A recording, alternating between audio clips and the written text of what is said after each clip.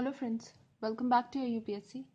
Today in Geography of India, we are going to start with a new topic, that is mineral resources of India. So let's get started. So in mineral resources, today we are going to study the general introduction of mineral resources and distribution of mineral resources in India. Mineral resources, as we all know, are the second most important resources of a country. Okay, second most important wealth after the energy sources. Okay, so the mineral sources, they help in development of a country both economically as well as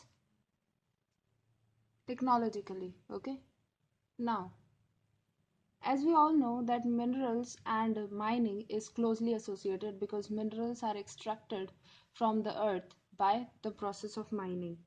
Mining and quarrying, they cover underground and surface mines, quarries and wells, and include extraction of minerals and also all the supplement activities such as dressing, okay, and the beneficiation of ores and other crude material like crushing, screening, washing, cleaning, grading, and several other preparation, they are carried out at the mine sites. Okay, so the mining is very important for a mineral. Okay, all the things that are done with the raw material or ore, they are done within the mines only. Okay, now we have actually two types of mines. First is open cast mine and second one is underground mine. These are two chief methods of mining practices.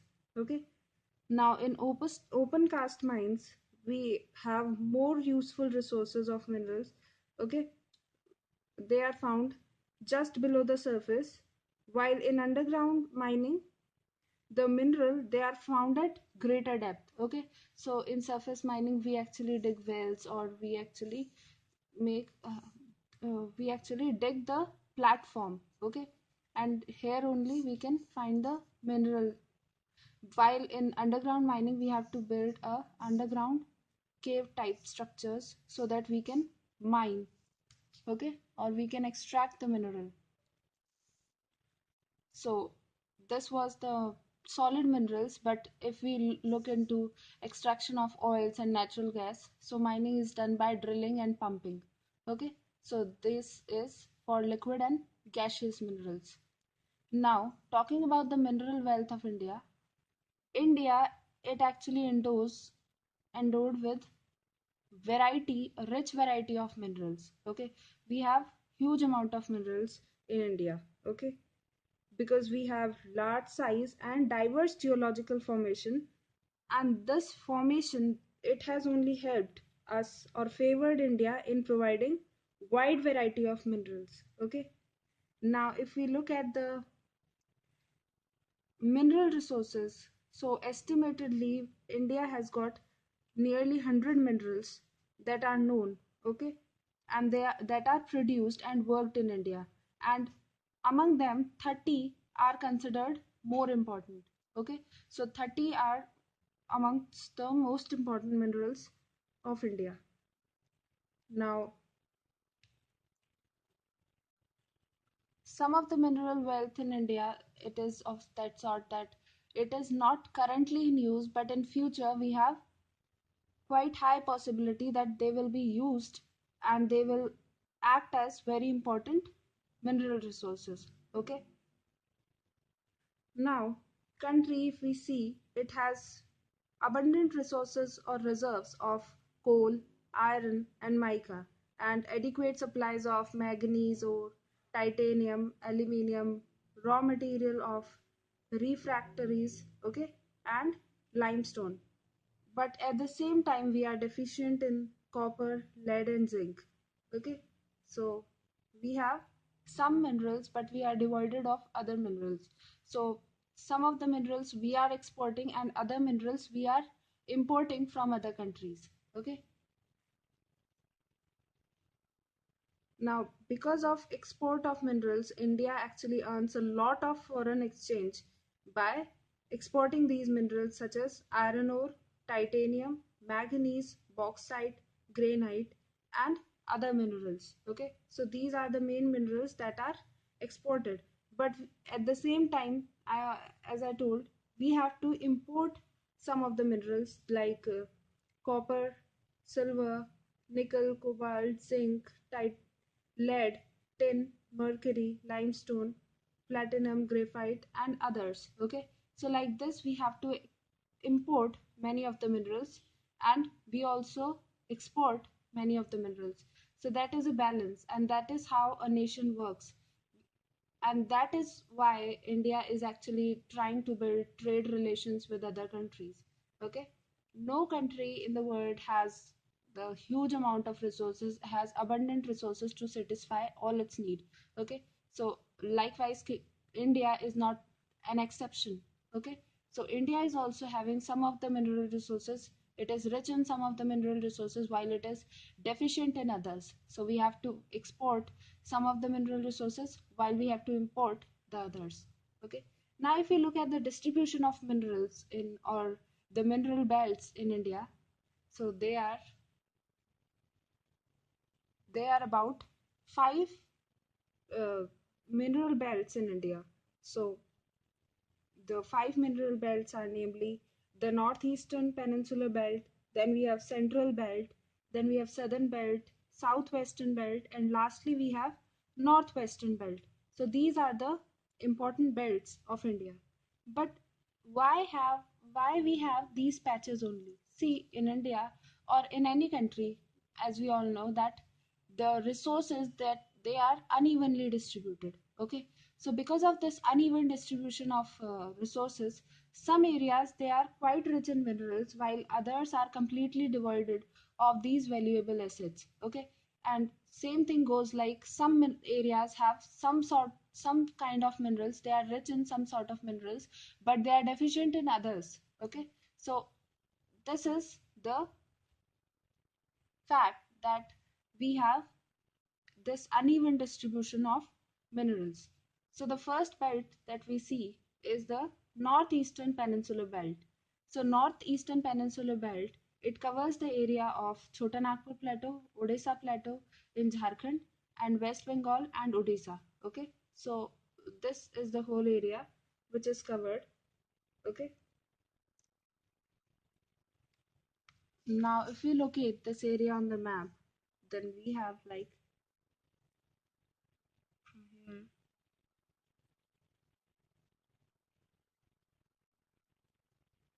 this whole area is our Northeastern Peninsula Belt. Okay.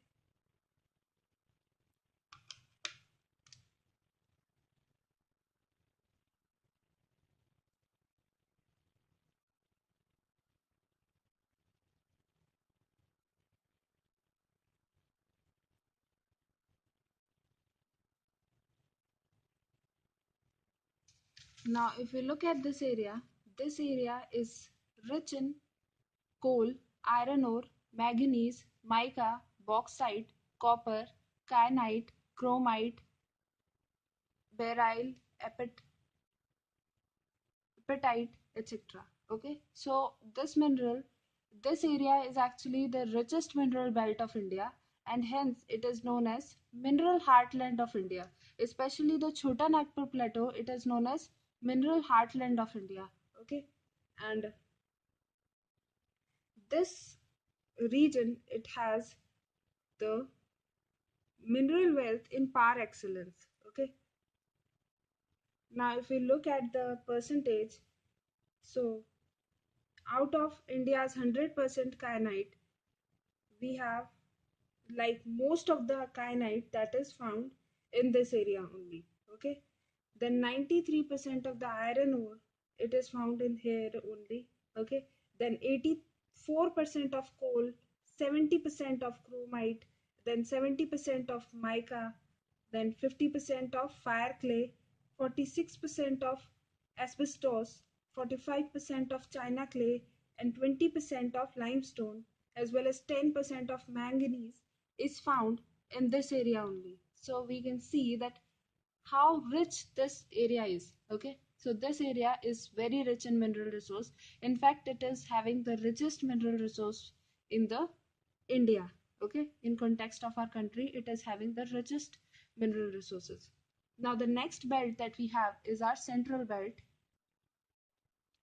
Central belt, it covers the area of Chhattisgarh, Madhya Pradesh, Telangana, Andhra Pradesh and Maharashtra. And if we locate this area on the map, then we will see that this resource is,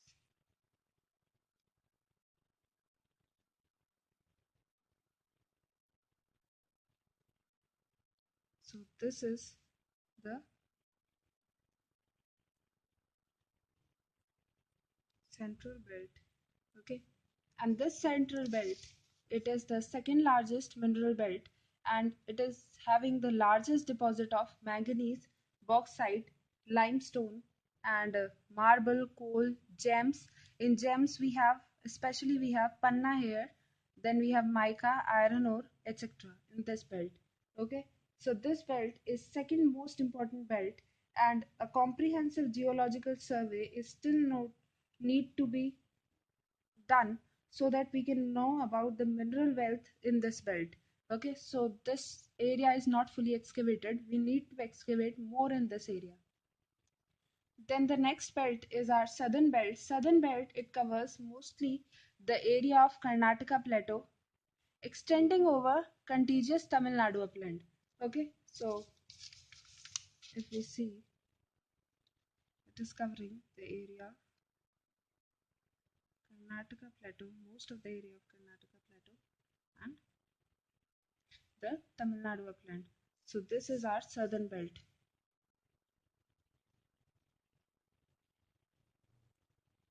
Okay, this is our southern belt, and the minerals that are found here, they are ferrous minerals and bauxite, but at the same time they lack coal. Okay, except for Neyveli area where we find lignite coal. Except for that, we have very less coal in this area, or we have, like, we lack coal deposit. And other minerals such as mica, copper deposits, they are also not found in this area. Okay, the next area that we have is our southwestern belt. Southwestern belt, it covers the area of western Karnataka and Goa. Okay, so western Karnataka and Goa, they are included in southwestern belt.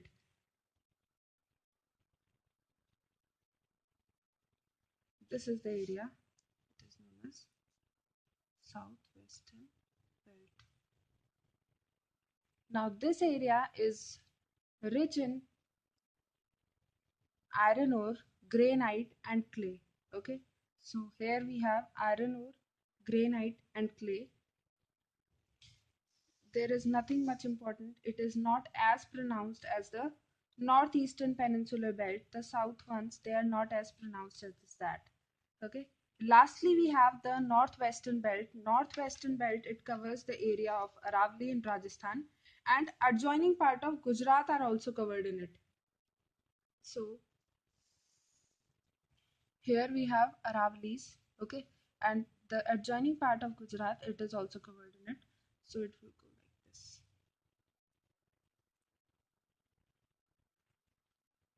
So this is our northwestern belt. Okay. Now this northwestern belt, it has the deposit, or it provides us with non-ferrous metals like copper, then lead and zinc. Okay, so these are the non-ferrous minerals. Along with it, we have some deposits of uranium, mica, steatite, beryllium. Then we have precious stones like aquamarine and emerald. Okay, so these are the important minerals that are found in the northwestern belts in Aravali region.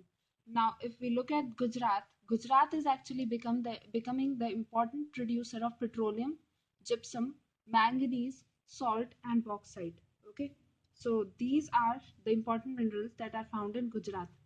This area, it is still developing. Okay, so this belt has developed recently, and it is gradually becoming a productive region. Okay, so as the time is going on, this area is becoming more and more productive. Now, including these areas, we have some other areas like we have Assam, Himalayan region, Mumbai High, Godavari Basin, and seabeds. Here also we find our huge amount of scattered minerals. Like in Assam, we will find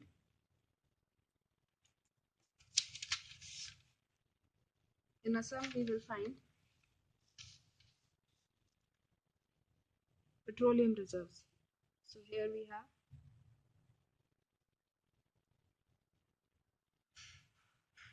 and these areas are also covered in it. Okay, so in these areas we will find like oil fields, okay, and coal.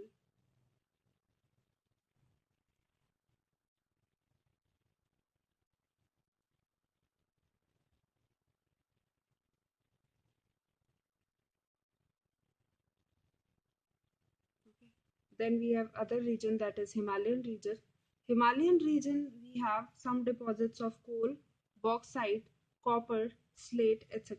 Okay, so they are also included in it.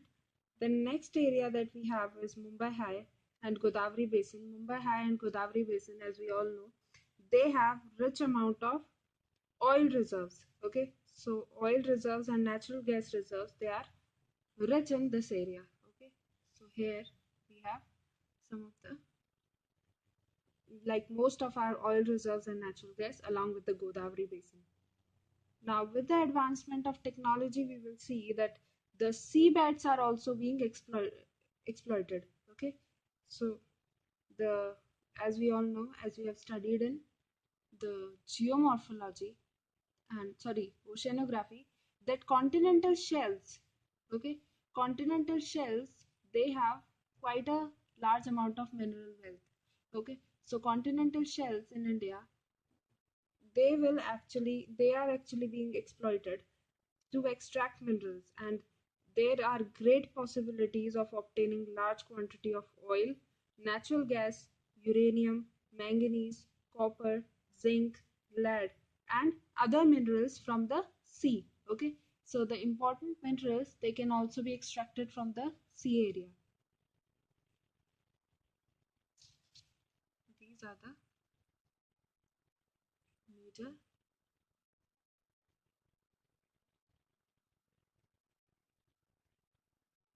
So that was the general introduction of mineral wealth in India. From tomorrow, we will start with the type of minerals and mineral resources in India. So that was all for today, guys. I hope you enjoyed today's lecture.